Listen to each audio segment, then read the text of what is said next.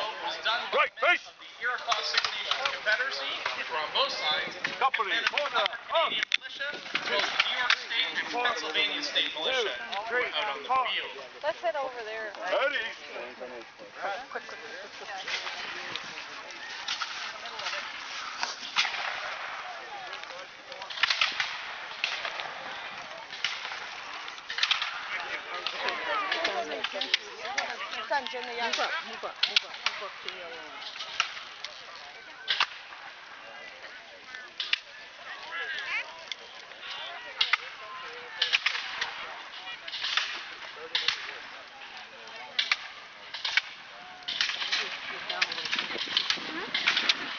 ready.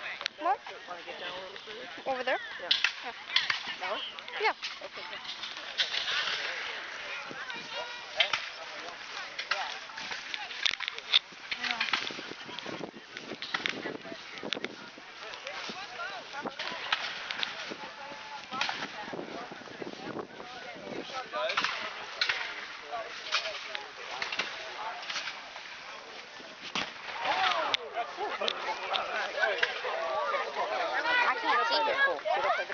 Ladies and gentlemen, just as a quick heads up, if you look on the fort side of the battlefield, you will see some pieces of artillery loading up. When you see those guys plug their ears, very good idea you do that as well. It is going to be very loud. I'll try to keep an eye on them and make sure that you don't get your eardrums blown out. And you do yours. Well, it looks like they're just loading up now, so we do have a few moments before that goes off.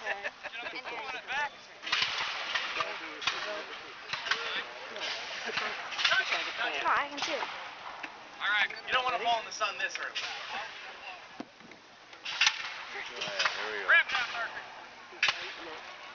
So it looks like the American light infantry are being slowly pushed back. The Battle of Chippewa, this is exactly what happened.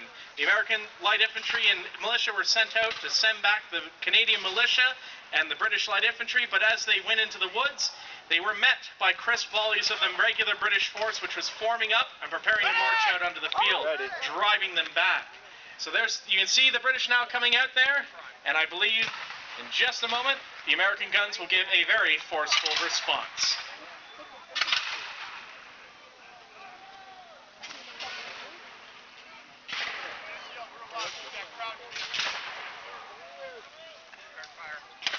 Cover them if you got them.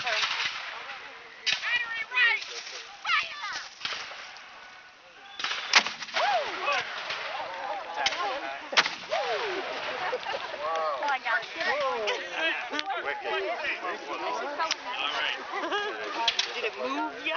Alright, I'll try to keep an eye on that for you from here on out, but I don't have eyes on the back of my head, so please be kind to me. So now the British light infantry pushing hard against the Americans as they're beginning to fall back. But the problem is the British commander at the Battle of Chippewa, General Phineas Ryle, he thought he was only facing a small portion of the American army. He didn't know that Fort Erie had surrendered. What he had actually thought happened was that Fort Erie was resisting, and that only a small force had been sent north to oppose him. So he went out onto the battlefield expecting to face maybe 1,500 men. Instead, he's facing a force that is roughly the same size as his, almost 3,000.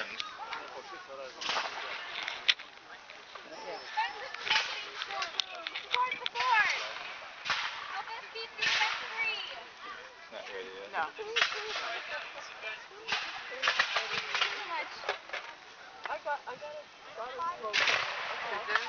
And there are those crisp British volleys.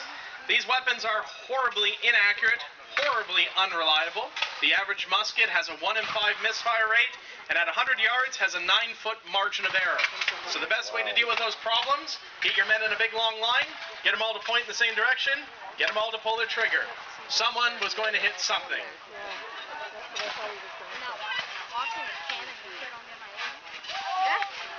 And now the Americans, hearing all that noise, they're going to form up, and I think we're going to have a good bash here.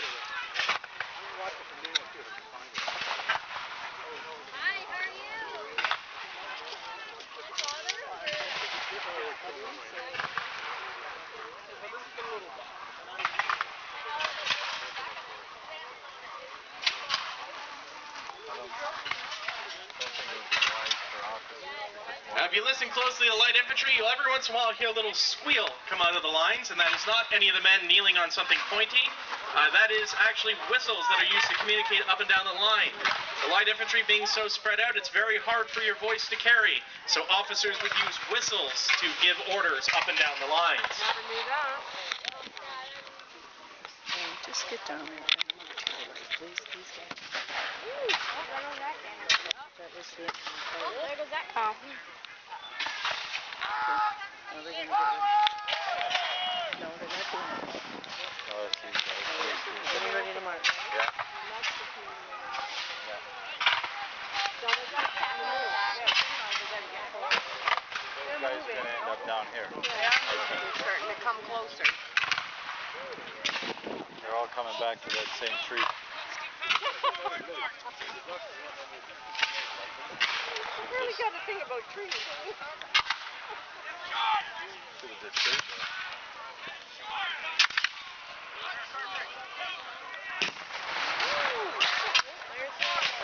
And it appears the British guns are getting involved in this as well. Put your finger in your ear.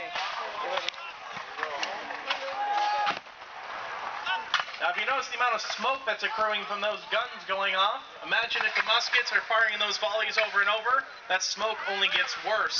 Usually the first time you saw your enemy in the thick of battle in this time period was about 20 paces away. Because one of the reasons why wearing bright red, bright blue, the white shooting your X is a very good idea. You have 20 paces to pick up friend or foe, you want as bright distinct of a uniform as possible. Guess what happens if you're not in red or blue? Everybody shoots at you.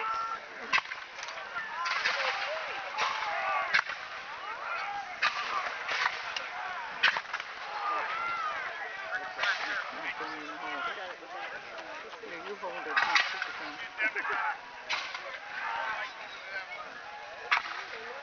I know. I hold it.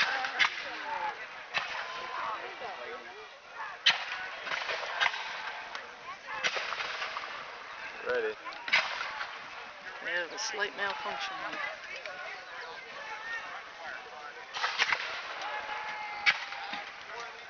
Oh, Rain, look at them all.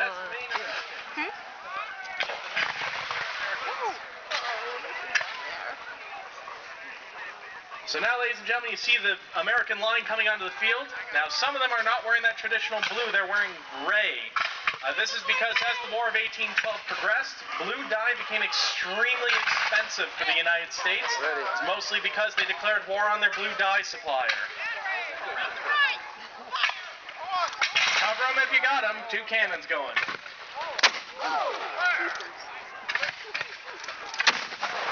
Okay, that's it. No one sleeps in here. Now, the Americans who received these gray coats, these are actually their work coats, and they hated them.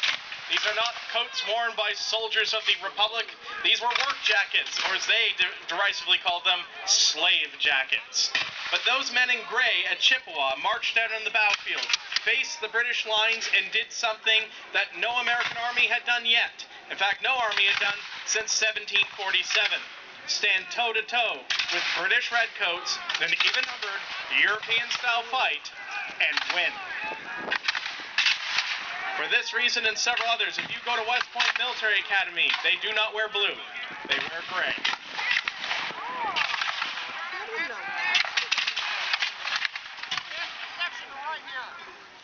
Okay, they're gonna move them. Just stay down there. They're moving the cannons? Yeah, they're gonna move down here. What? That's going on down the other side. Oh, he's our tour guide.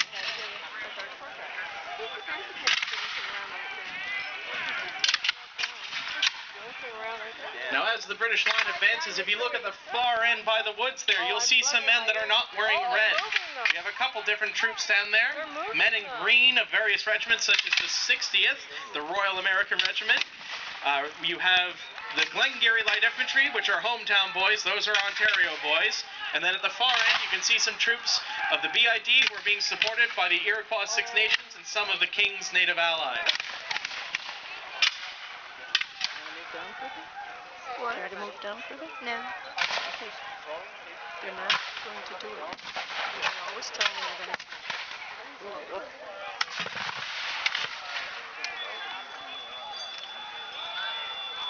Now for those who are watching that line there when it just erupted in fire, that's smoke. For a brief second, could you tell what color they were wearing?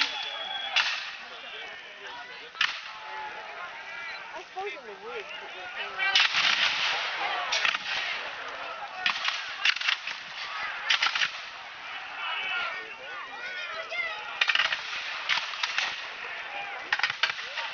Now, if you're watching the British line right now, they're doing something called a rolling volley. Very seldom did the whole line open up altogether.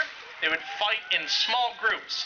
So Company A would present and fire, Company B present and fire, and so on down the line. When you got about 5 companies down, first company is ready to fire again, keeping a constant rate of fire at your enemy at all times. I think the